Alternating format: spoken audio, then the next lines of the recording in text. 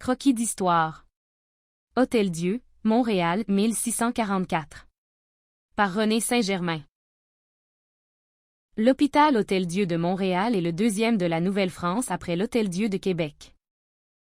En 1644, le gouverneur Paul Chomédé de Maisonneuve fait mettre en chantier un immeuble distinct à l'extérieur du fort, à l'angle des actuelles rues Saint-Paul et Saint-Sulpice. Il fut inauguré le 8 octobre 1645, par Jeanne Mance sur un terrain que Maisonneuve lui avait concédé hors du fort, en 1644 sur lequel on construisit l'hôpital, qui était situé dans le Vieux-Montréal. Jeanne Mance mettra sur pied l'hôpital de Ville-Marie, elle en sera l'administratrice pendant 31 ans, celle-ci était soutenue financièrement par Madame Angélique Faure de Bullion.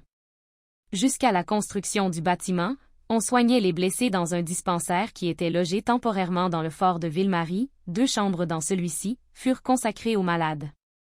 Le premier hôpital comprenait, à l'intérieur, une cuisine et une chambre pour Mademoiselle Mance et une autre pour les servantes ainsi que 2 pièces pour les malades.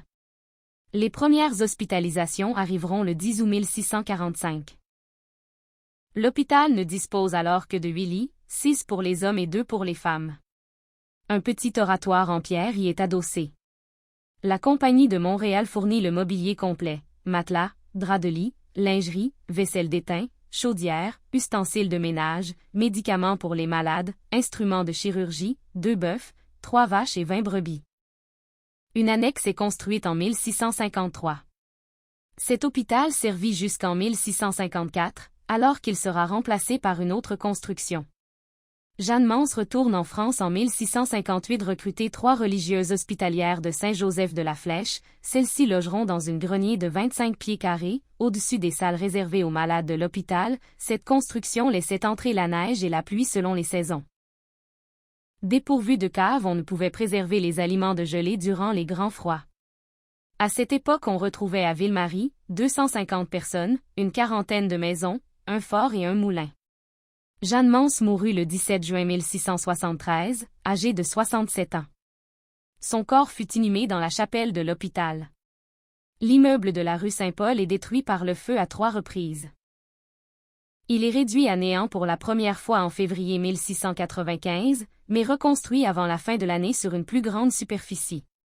En 1721 survient un autre incendie qui réduit en cendres tous les bâtiments. Le 11 novembre 1724, un nouvel hôpital est construit, malheureusement. Une 3e conflagration éclate en octobre 1734. Le brasier décime les archives de l'hôpital dont les écrits de Jeanne Mance. Cette fois-ci, la reconstruction prendra une décennie. Le 17 mai 1642. Paul Chomédé de Maisonneuve, Jeanne Mance, le père Vimont et ceux qui les accompagnent, débarquent à l'endroit où Champlain avait mis pied à terre, lors de son premier voyage à Montréal en 1611. Pendant l'hiver 1643 à 1644, les Autochtones sont absents à Ville-Marie. Jeanne, qui est venue en Nouvelle-France pour les soigner, songe à établir son hôpital en territoire Huron-Wendat à la mission de Sainte-Marie-des-Hurons. Au début de l'été 1644, Jeanne écrit en ce sens à Madame de Bullion. Dans sa réponse, celle-ci demande à Jeanne de s'en tenir plutôt au projet initial, soit de construire l'hôpital à Montréal. En 1644, Maisonneuve concède à Jeanne Mance une terre de 200 arpents pour la construction d'un hôpital.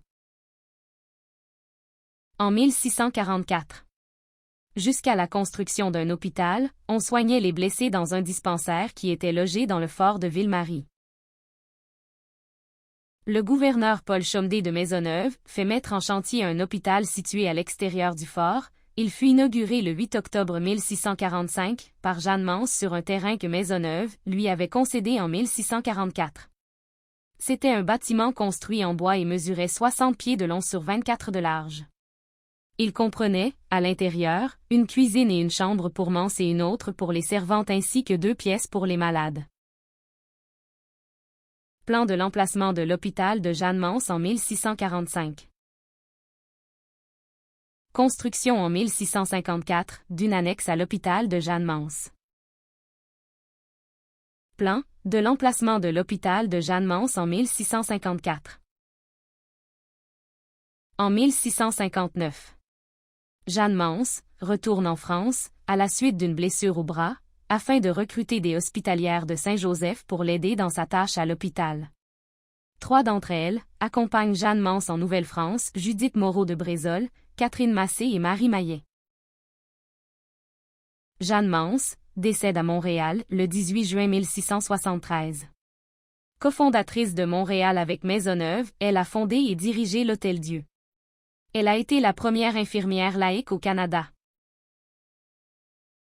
À l'automne 1694, on termina la construction du nouvel Hôtel-Dieu. Le nouvel Hôtel-Dieu est construit à côté de celui érigé sur le même site, 40 ans auparavant. Plan de l'emplacement de l'hôpital en 1694. Le 24 février 1695. Un incendie détruisit l'ensemble des bâtiments. L'hôpital détruit par le feu en 1695 sera reconstruit dès 1696. Plan de l'emplacement de l'hôpital en 1696. En 1721. Un deuxième incendie détruit l'hôpital Hôtel-Dieu. Le nouvel hôpital sera inauguré le 11 novembre 1724. En octobre 1734. Un troisième incendie éclate, détruisant l'Hôtel-Dieu, ainsi que les archives de l'hôpital dont les écrits de Jeanne Mance. Cette fois la reconstruction prendra une décennie. Suite à l'incendie de 1734. Ce n'est que vers 1744 qu'un nouvel hôpital sera reconstruit sur la rue Saint-Paul. En 1860, la population ayant depuis 1801 quitté le vieux Montréal pour les faubourgs. On va déménager l'Hôtel-Dieu sur un terrain appartenant aux Sœurs Hospitalières. Sur la rue Saint-Urbain. La construction débutera en 1860.